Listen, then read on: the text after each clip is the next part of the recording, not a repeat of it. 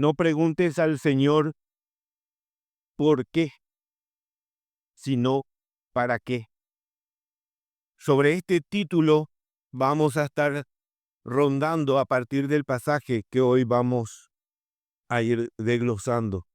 Y quiero abrir este mensaje, este sermón, relatándole una historia. La historia de Arthur Robert Ashe Jr. Este señor nació en Richmond en julio de 1943 y murió en New York el 6 de febrero de 1993. No fue un teólogo, no fue un pastor, no fue un escritor renombrado de la palabra del Señor, fue un tenista estadounidense, número 2 del mundo, y ganador de 3 títulos del Grand Slam. Fue el único jugador afroamericano en haber ganado los campeonatos de Wimbledon, el Abierto de Estados Unidos y el Abierto de Australia en individuales.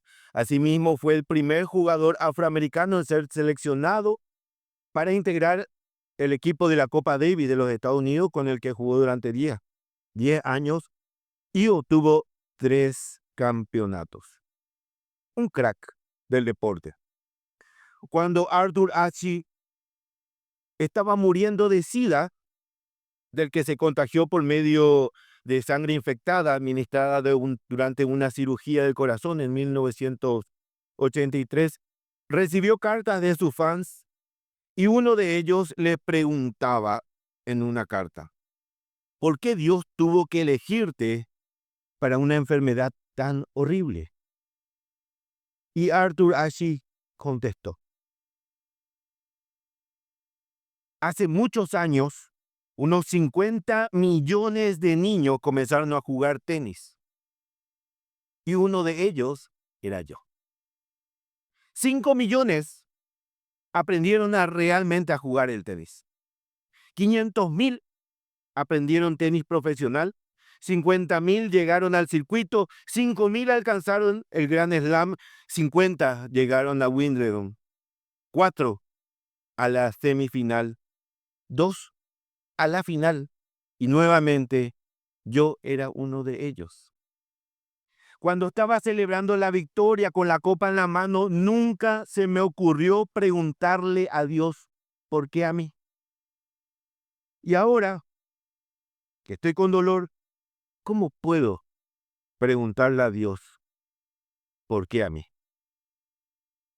Hermanos, cuando las cosas van de par en par abriéndose las puertas, cuando todo va de bendición en bendición, pocas veces nos detenemos a pensar por qué a mí. Pocas veces. Señor, ¿por qué me bendices tanto? ¿Por qué tanto amor para conmigo? Pocas veces preguntamos, ¿por qué a mí? Pero, cuando atravesamos alguna adversidad, lo primero que solemos hacer es levantar nuestro puño hacia el cielo y preguntarle al Señor, reclamándole, ¿por qué a mí?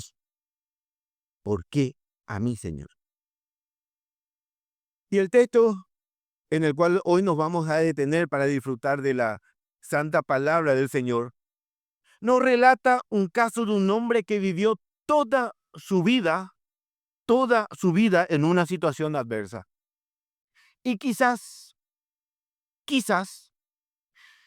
en algún momento de su vida, se habrá preguntado, Señor, ¿por qué a mí? Señor, ¿por qué nací así? Quizás se hizo la pregunta, quizás no. No lo sabemos. No lo sabemos porque el texto no lo revela. El texto no menciona en ningún renglón que este hombre se haya hecho esta pregunta, Señor, ¿por qué a mí? Pero lo que sí revela el texto de hoy, es que los discípulos de Jesús sí se preguntaron y le preguntaron a Jesús, Señor, ¿por qué a él? Y Jesús responde a esta pregunta y les deja una hermosa enseñanza a aquellos en aquel tiempo y una hermosa enseñanza para nosotros hoy. Quiero que me acompañen al Evangelio de Juan en el capítulo 9, siguiendo con la predicación secuencial del Evangelio de Juan, hoy iniciamos el capítulo 9. Y este es un capítulo que considero uno de los más ricos y profundos de todo el Evangelio de Juan y uno de los que más disfruto leyendo, hermanos, porque a medida que uno lo lee y lo lee, va reconociendo enseñanzas que puede extraer de este pasaje, que es único por muchos motivos. Y vamos a leer todo el capítulo 9 porque hay una unidad de pensamiento en toda su extensión y considero que debemos tener en claro el contexto inmediato de este relato. Leemos la palabra del Señor. Al pasar Jesús, vio a un hombre ciego de nacimiento y sus discípulos le preguntaron: Rabí, ¿quién pecó, este o sus padres, para que naciera ciego? Jesús respondió: ni este pecó ni sus padres, sino que está ciego para que las obras de Dios se manifiesten en él. Nosotros debemos hacer las obras del que me envió mientras es de día. La noche viene cuando nadie puede trabajar. Mientras estoy en el mundo, yo soy la luz del mundo. Y habiendo dicho esto, escupió en tierra e hizo barro con la saliva y le untó el barro en los ojos y le dijo: ve y lávate en el estanque de Siloé, que quiere decir enviado. Él fue y se lavó y regresó viendo. Entonces los vecinos y los que antes le habían visto que era mendigo decían: ¿no es este el que se sentaba y mendigaba? Y unos decían: él es, y otros decían: no, pero se le parece a él. Él decía: yo soy. Entonces le decían: ¿cómo te fueron abiertos los ojos? Él respondió: el hombre que se llama Jesús hizo barro, lo untó sobre mis ojos y me dijo: ve al Siloé y lávate. Así que fui, me lavé y recibí la vista. Y le dijeron: ¿dónde está él? Él dijo: no sé.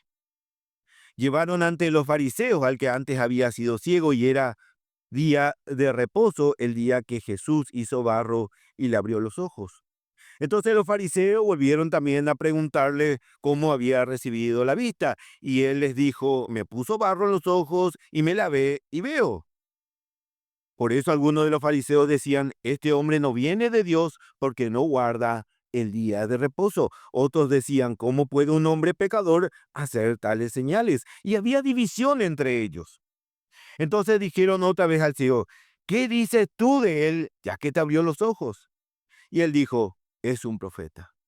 Entonces los judíos no le creyeron que había sido ciego y que había recibido la vista, hasta que llamaron a los padres del que había recibido la vista y le preguntaron diciendo: ¿es este vuestro hijo el que vosotros decís que nació ciego? ¿Cómo es que ahora ve? Sus padres entonces respondieron y dijeron: sabemos que este es nuestro hijo y que nació ciego, pero ¿cómo es que ahora ve? No lo sabemos. ¿O quién le abrió los ojos? Nosotros no lo sabemos. Preguntadle a él. Edad tiene, él hablará por sí mismo. Sus padres dijeron esto porque tenían miedo a los judíos, porque los judíos ya se habían puesto de acuerdo en que si alguno confesaba que Jesús era el Cristo, fuera expulsado de la sinagoga. Por eso sus padres dijeron: edad tiene, preguntadle a él. Por segunda vez llamaron al hombre que había sido ciego y le dijeron: da gloria a Dios, nosotros sabemos que este hombre es un pecador. Entonces él le contestó: si es pecador, no lo sé. Pero una cosa sé, que yo era ciego y ahora veo. Entonces le dijeron: ¿qué te hizo? ¿Cómo te abrió los ojos? Y él le contestó: ya os dije y no me escuchasteis. ¿Por qué ahora queréis oírlo otra vez? ¿Es que también vosotros queréis haceros discípulos suyos? Entonces lo insultaron y le dijeron: tú eres discípulo de ese hombre, pero nosotros somos discípulos de Moisés. Nosotros sabemos que Dios habló a Moisés, pero en cuanto a no sabemos de dónde es. Respondió entonces el hombre y le dijo: pues en esto hay algo asombroso, que vosotros no sepáis de dónde es, y sin embargo, a mí me abrió los ojos. Sabemos que Dios no oye a los pecadores, pero si alguno teme a Dios y hace su voluntad, a este oye. Desde el principio jamás se ha oído decir que a alguien abrieran los ojos a un ciego de nacimiento. Si éste no viniera de Dios, no podría hacer nada. Respondieron entonces ellos, tú naciste enteramente en pecado y tú nos enseñas a nosotros. Y lo echaron fuera. Jesús oyó decir que lo habían echado fuera y hallándolo le dijo, ¿crees tú en el Hijo del Hombre? Él respondió y dijo, ¿quién es, Señor, para que yo crea en él? Jesús le dijo, pues tú le has visto y el que está hablando contigo, ese es. Entonces Jesús dijo, creo, Señor, y le adoró. Y Jesús dijo, yo vine a este mundo para juicio, para para que los que no ven, vean, y para los que ven, se vuelvan ciegos. Y algunos de los fariseos que estaban con él, oyendo esto, le dijeron, ¿acaso nosotros también somos ciegos? Jesús le dijo, si fuerais ciegos, no tendríais pecado, pero ahora, porque decís, vemos, vuestro pecado permanece. Amén a la palabra del Señor. Hermanos, esta situación ocurre en Jerusalén. Recordemos que Jesús subió hasta la ciudad para la fiesta de los tabernáculos. Esto ocurre ya en el capítulo 7. Y en medio de esas festividades se levanta y proclama, yo soy la luz del mundo. Y Juan relata que sus palabras generan gran división, algunos a favor y otros en contra. Y hay gran revuelo por su mensaje que exhorta al arrepentimiento y proclama que solo en Jesús hay salvación. Y nuestro texto comienza mencionando que Jesús estaba pasando. Dice, al pasar Jesús vio a un hombre ciego de nacimiento. ¿De dónde estaba pasando? Bueno, venía saliendo del templo. 2 minutos antes le estaban por arrojar piedras. Le estaban por arrojar piedras dentro del templo y dice que Jesús se ocultó de ellos y salió. Si vemos el final del capítulo 8, dice en el versículo 58, Jesús le dijo, en verdad os digo, antes de que Abraham naciera, yo soy. Tomaron entonces piedras para tirárselas, pero Jesús ocultó y salió del templo. Salía del templo y al pasar vio a este hombre ciego de nacimiento, donde empieza este episodio que hoy leímos. Y de este pasaje vamos a extraer una serie de 3 sermones, hermanos. Pero hoy vamos a centrarnos en los primeros versículos de este texto, en el momento mismo cuando Jesús se encuentra con este ciego de nacimiento. Y vean la reacción que tienen sus discípulos. Versículo 2. Y sus discípulos le preguntaron diciendo, Rabí, ¿quién pecó, este o sus padres, para que naciera ciego? ¿Quién pecó, este o sus padres, para que naciera ciego? Esta pregunta, hermanos, deja en evidencia que los discípulos de Jesús aún tenían un largo camino por delante para despojarse de todos los preconceptos humanos que traían consigo. Porque este pensamiento era fruto de años de enseñanzas torcidas de las Escrituras. Fíjense que ellos asumen que la condición de este hombre fue un castigo. ¿Quién pecó? Si este hombre está así, es porque hay pecado. Punto. Es un castigo. Estos discípulos no dudan ni un milímetro en eso.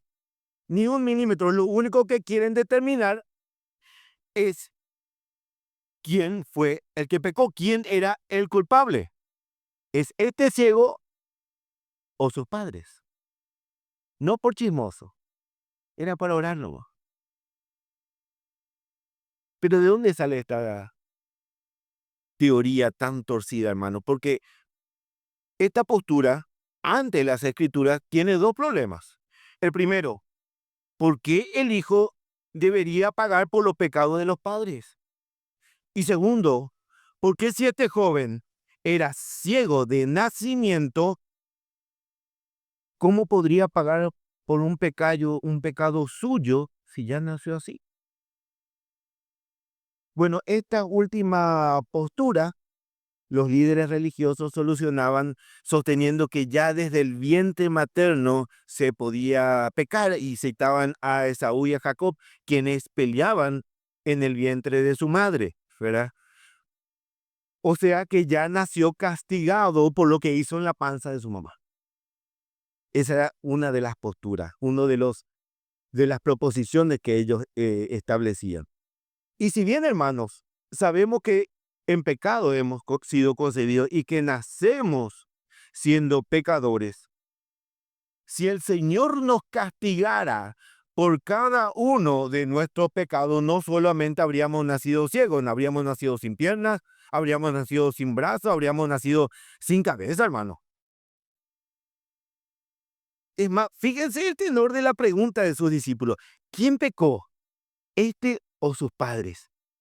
Pensaban, obvio, acá hay pecado, por eso están así, pero jamás se preguntaron si es a consecuencia del pecado, ¿por qué yo no estoy así también? Si este hombre está ciego por castigo de Dios por el pecado, ¿por qué yo tampoco estoy ciego?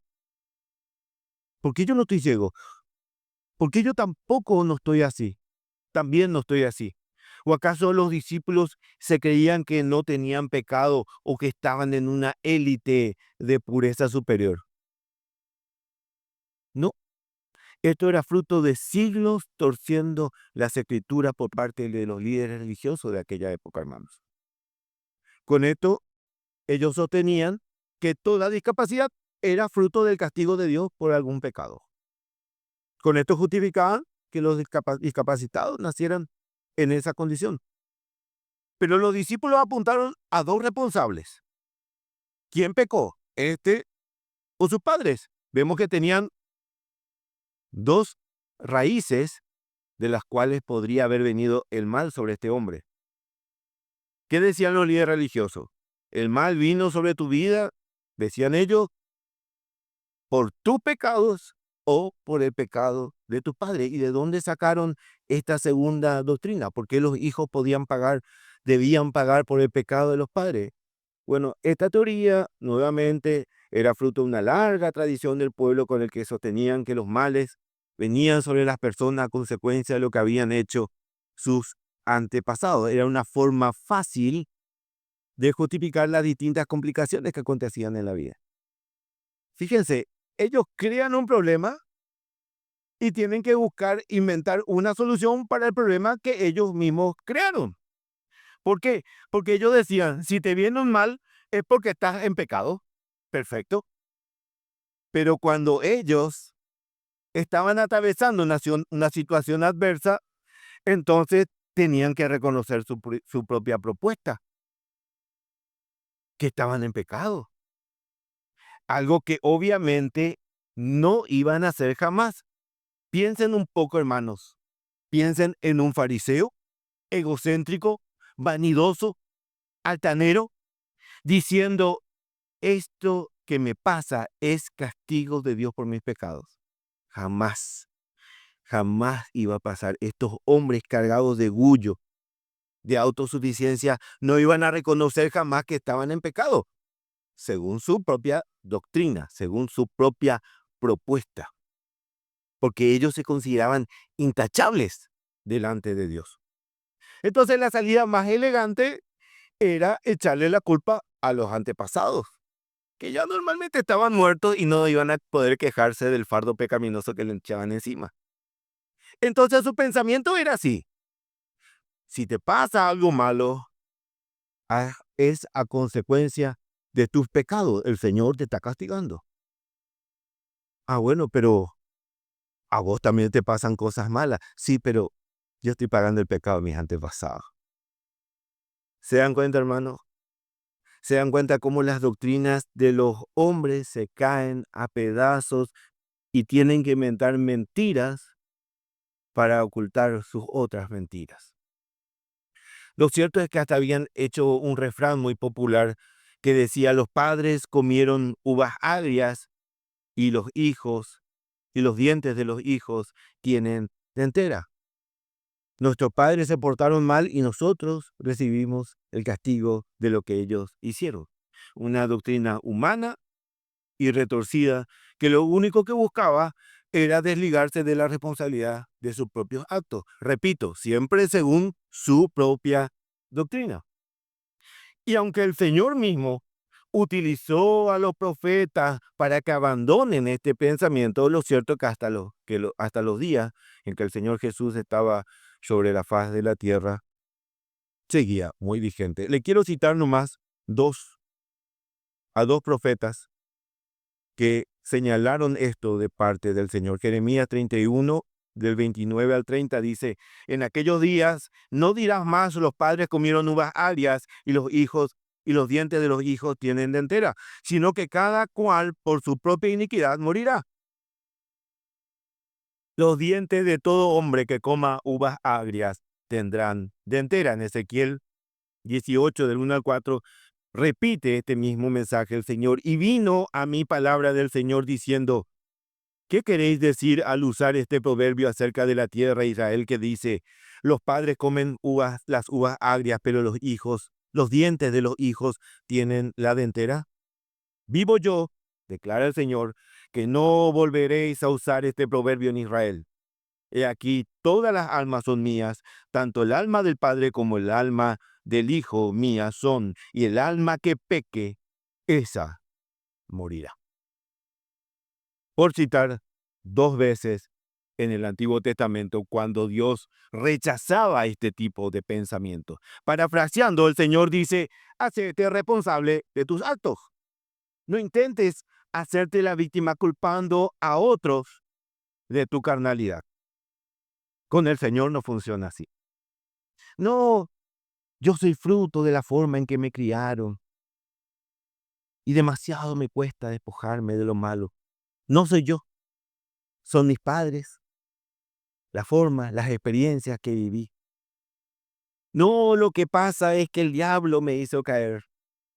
No soy yo, es el diablo. No, hermanos. El Señor dice: sos vos. Sos vos, es tu carne y tus pecados voluntarios.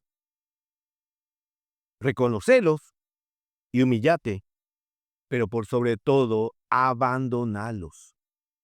De eso se trata. Lo cierto, hermanos, es que en aquella época se creía, porque se enseñaba mal, que los problemas, las dificultades, las enfermedades eran a consecuencia del pecado. Y no solo en aquella época. ¿No oyó hablar en estos tiempos de la maldición generacional? Una doctrina herética que torció Éxodo 25, que castigo la iniquidad de los padres sobre los hijos hasta la tercera y cuarta generación de los que me aborrecen.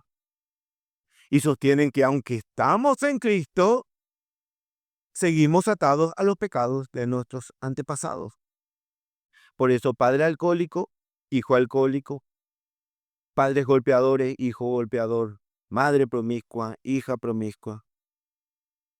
Y es más, estos mismos herejes sostienen, así como en aquella época, que si te pasan las cosas malas es porque estás en pecado, dejaste una puerta abierta de pecado, o es por los pecados de tus antepasados. Depende cómo te quede, ¿verdad? Ahí lo acomoda. Si tenés problemas financieros, si tenés problemas de salud, es porque dejaste una puerta abierta de pecado. O estás atado al pecado de tus padres, de tus abuelos. Obviamente no leyeron Jeremías, ni leyeron Ezequiel, y ni siquiera leyeron Juan 9, porque Jesús también desecha esta doctrina. Y le responde a sus discípulos: ni este pecó, ni sus padres. Y ojo,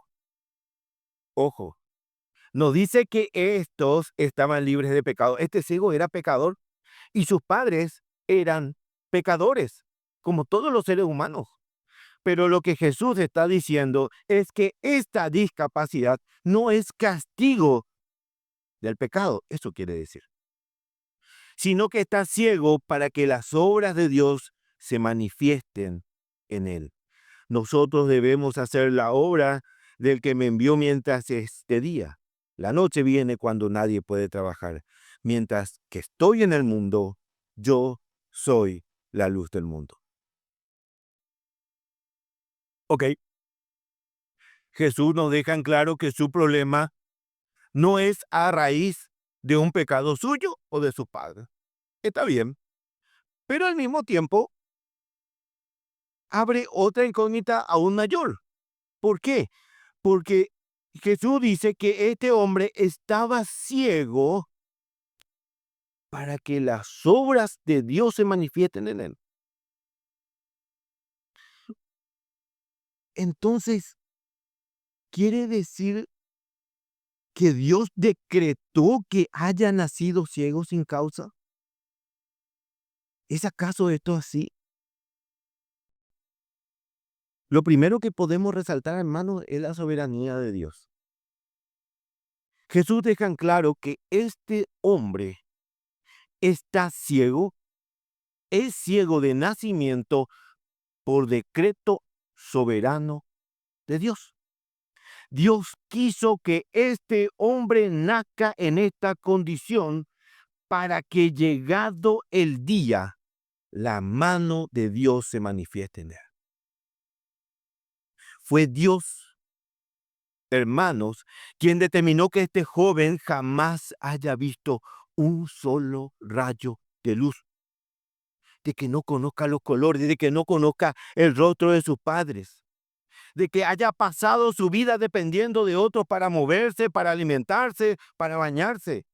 Fue Dios quien decretó que haya pasado su vida pidiendo limosna, mendigando, porque no podía ganarse el sustento con un trabajo digno. Sí, mi hermano, fue Dios. Sí, mi hermana, es Dios. ¿Parece duro? ¿Parece cruel? ¿Parece insensible de parte de Dios?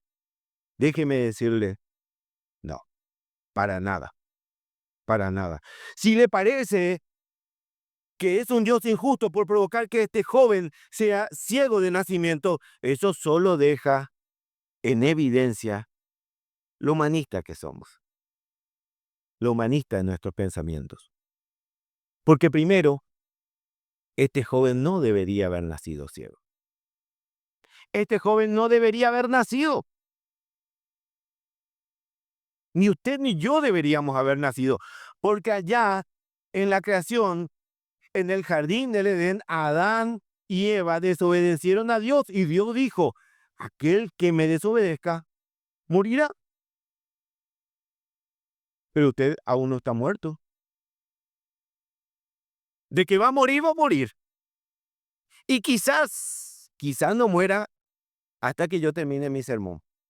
Quizás. Dios, hermano, podía haber determinado que cuando el hombre pecó, allí en la creación ya sea barrido de la tierra. Entonces ya no existiría Adán, ya no existiría Eva, ya no existiría el ciego, ya no existiría ni usted ni yo. Él podía haber determinado eso. Pero Dios, que es rico en misericordia, hermano, nos dio la gracia de hallar perdón por nuestros pecados en Cristo Jesús, hermano. No solo nos dejó vivir temporalmente cuando estábamos muertos en nuestros delitos y pecados, sino que Él mismo proveyó en el pacto intratrinitario al Cordero Perfecto para el perdón de nuestros pecados, hermanos. Eso es justicia, eso es amor, eso es misericordia. Si miramos con ojos humanos y carnales, nos escandalizamos porque Dios haya decretado a un hombre que viva cuando debería estar muerto. Viva ciego. Eso nos indigna. Dígame, si el Señor le permitiera elegir algo que no va a pasar, jamás va a pasar porque el Señor es soberano y Él no le va a preguntar qué le gusta o qué no le gusta. Pero hagamos un imaginario. Hagamos un imaginario. Si Dios le diera a elegir entre tener todos los órganos funcionando perfectamente, pero morir al instante, o vivir muchos años de su vida, pero ciego, ¿qué elegiría? Obvio, va a vivir, pero ciego, ¿verdad? Bueno, Dios decretó que este hombre viva, pero ciego, que es mejor que estar muerto y con todo su cuerpito enterito en el infierno. Y déjeme ponerle otra perspectiva. Nos escandalizamos por los decretos del Señor, porque Dios decretó que un hombre nazca ciego para manifestar su gloria en él. Pero no nos escandalizamos por los decretos de Dios cuando Dios decretó que su Hijo venga a este mundo para ser humillado, para ser molido a golpes, insultado, desgarrado cada centímetro de su carne, para terminar clavado en una cruz por el perdón de nuestros pecados. Pagó por algo que Él no hizo, algo que hicimos nosotros. Pero ese decreto no nos indigna. Ese decreto no nos perturba, ¿verdad? Y eso no es nada. Vamos a subir la propuesta. Cuando venimos al Señor,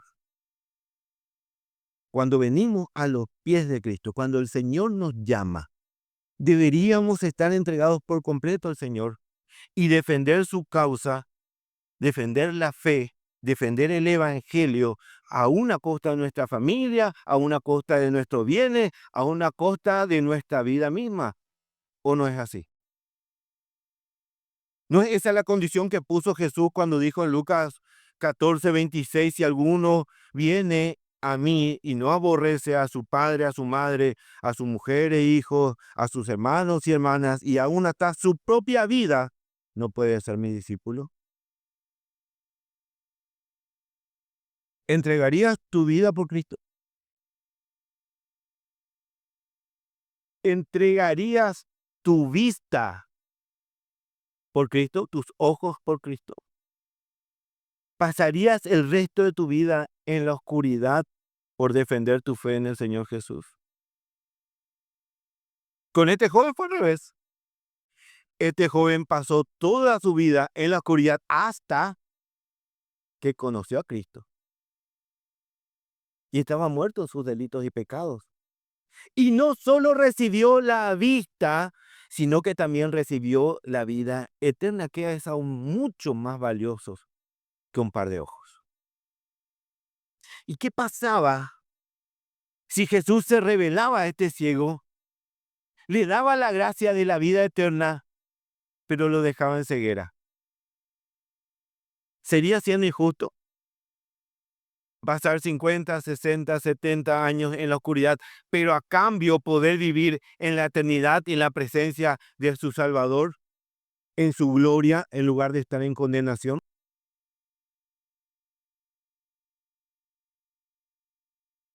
Lo que pasa es que muchas veces, hermanos, yo creo que vemos este escenario de manera muy humana. Si vemos todo este escenario, no desde el punto de vista humano, sino desde el punto de vista bíblico, podemos ver que la soberanía de Dios es misericordiosa siempre. Siempre, hermano. Y que muchas veces lo que el ser humano considera castigo no es más que la mano amorosa del Señor mostrando su misericordia. Solemos tender a pensar, como pensaban estos discípulos del Señor, que los males son castigos y que las cosas buenas que nos pasan son premios. Imagínense, hermanos, a Pablo. Imagínense, hermanos, a Pedro. Azotados, encarcelados. ¿Y si pensaban de esta manera? Señor, ¿por qué los castigas así? Eso pensarían si fueran carnales. Pero en vez de eso dice la palabra que daban gloria a Dios por ser tenidos por dignos de ser azotados por el nombre del Señor Jesús. ¿Se dan cuenta la forma bíblica de ver las situaciones por las cuales atravesamos? Hermanos, no todo lo que consideramos malo en nuestra vida es castigo por el pecado. No todo lo que consideramos malo de parte de Dios es malo. Pero todo, absolutamente todo, viene de Dios. Hermanos, el Señor es soberano y tiene el control de todo sobre nuestras vidas, los días buenos y los días malos. Eclesiastés 7:14 dice: alégrate en el día de la prosperidad y en el día de la adversidad considera tanto el uno como lo otro. Dios lo ha hecho para que el hombre no descubra nada que suceda después de él. Dios hizo tanto el día bueno como el día malo. Este versículo siempre me ubica mucho en los momentos de problema. Cada cosa que pasa, cada paso que damos, hermanos, está controlado por la soberanía del Señor.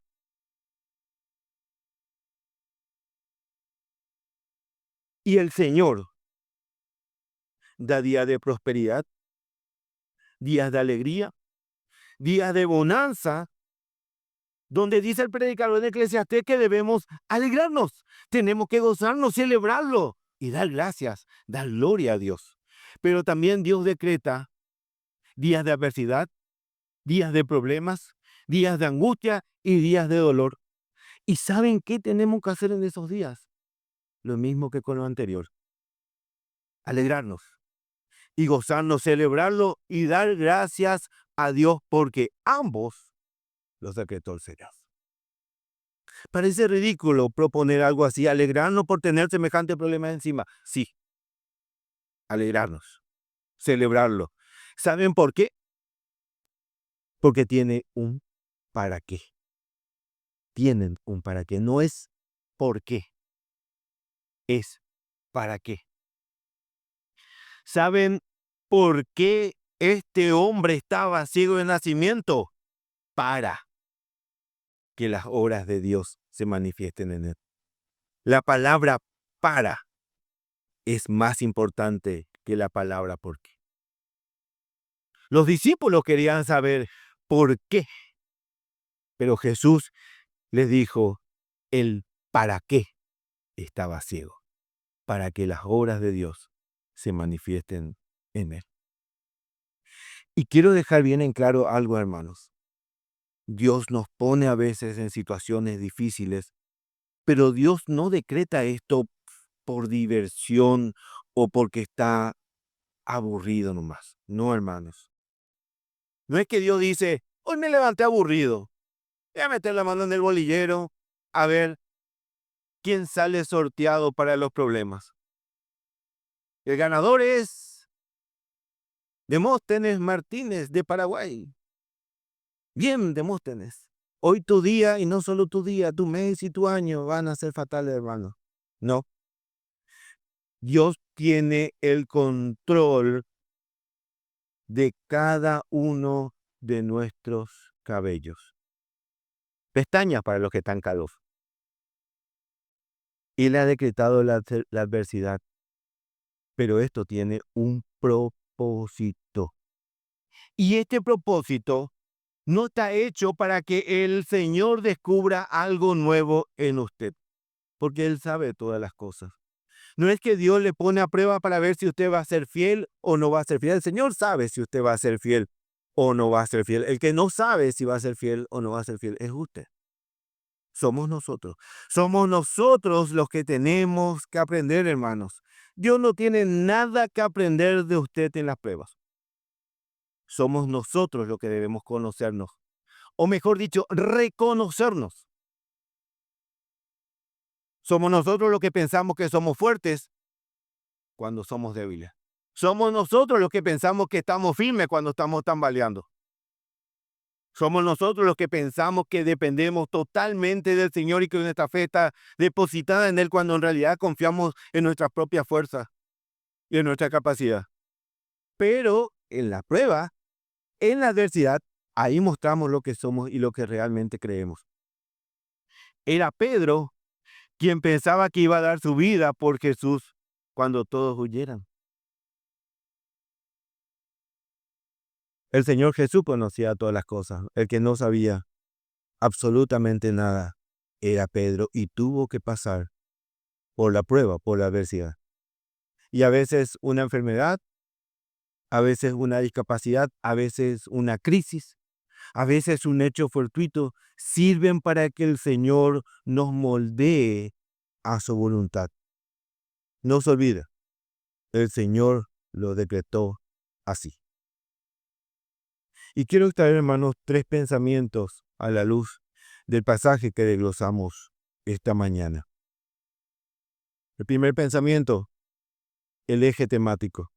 No preguntemos por qué, sino para qué. Es algo muy común en nosotros, hermanos, preguntar por qué. ¿Por qué, Señor, me pasan estas cosas? ¿Por qué, Señor, esta situación? ¿Por qué a mí? Los discípulos preguntaron por qué estaba ciego aquel hombre, pero vimos a lo largo de esta exposición que todo tiene un para qué. Y esto es lo más importante. El para qué es más importante del por qué. Yo creo en mi mente humana, minúscula y finita, que cuando le reclamamos a Dios, ¿por qué, Señor? Él respondería, ¿y por qué no? ¿Y por qué no? ¿Por qué no? ¿Acaso son más especial que los padres de la fe que dieron su vida por llevar el evangelio del Señor? ¿Son mejor que aquellos primeros cristianos perseguidos por todo el mundo conocido, siendo devorados por las fieras familias enteras, mientras que el pueblo aplaudía y se divertía? ¿Por qué no? ¿Acaso son mejor que los apóstoles, que en su mayoría murieron de manera horrenda por predicar a Cristo? ¿Por qué no? ¿Acaso son mejor que Jesús, a quien envié a este mundo, donde fue aborrecido, donde fue burlado, donde fue rechazado, donde fue masacrado y crucificado? Hermano, si tan solo dejáramos de preguntarnos por qué y nos preguntáramos para qué, esa debería ser nuestra pregunta esencial. Y esto nos llega al segundo pensamiento. El para qué debe dar fruto. El para qué debe dar fruto. Hermanos, ningún solo pasaje de las santas escrituras del Señor dice que los hijos de Dios no van a pasar por aflicciones y pruebas. Si usted estaba en el mundo y Dios lo trajo a través de alguna aflicción y pensaba que al llegar a los pies del Señor ya no iba a tener más ningún problema, creo que para esta altura del partido se habrá dado cuenta que esto no funciona así. Quizás hasta los problemas se multiplicaron y se crecieron exponencialmente.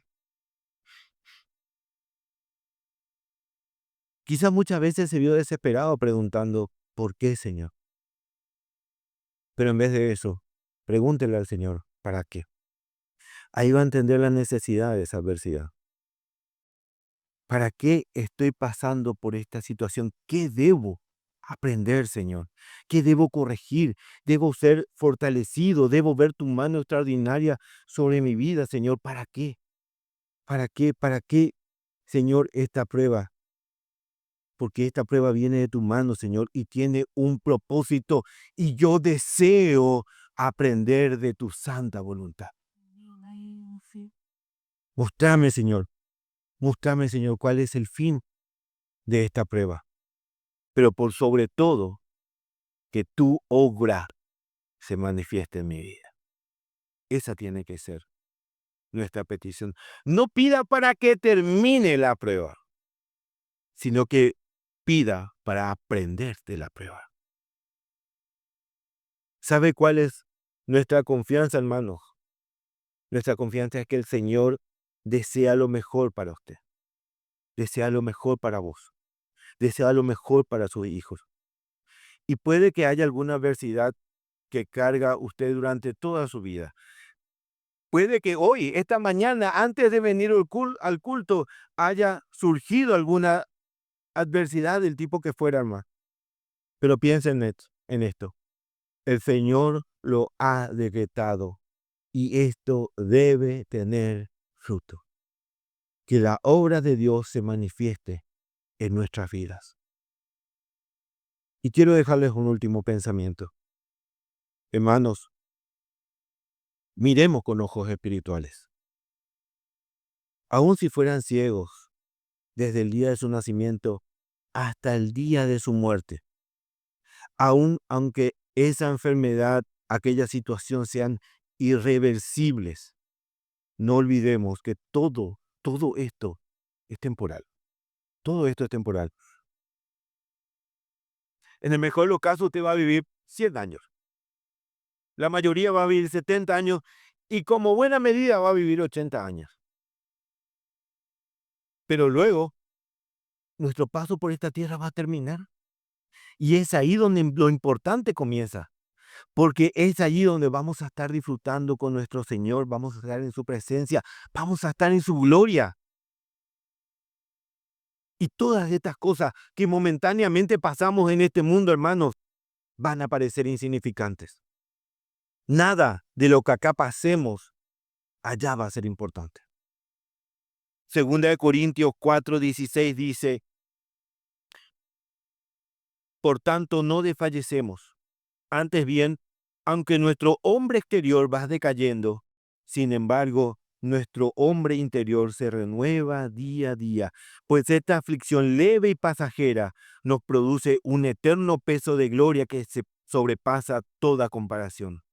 Al no poner nuestra vista en las cosas que se ven, sino en las cosas que no se ven, porque las cosas que se ven son temporales, pero las cosas que no se ven son eternas.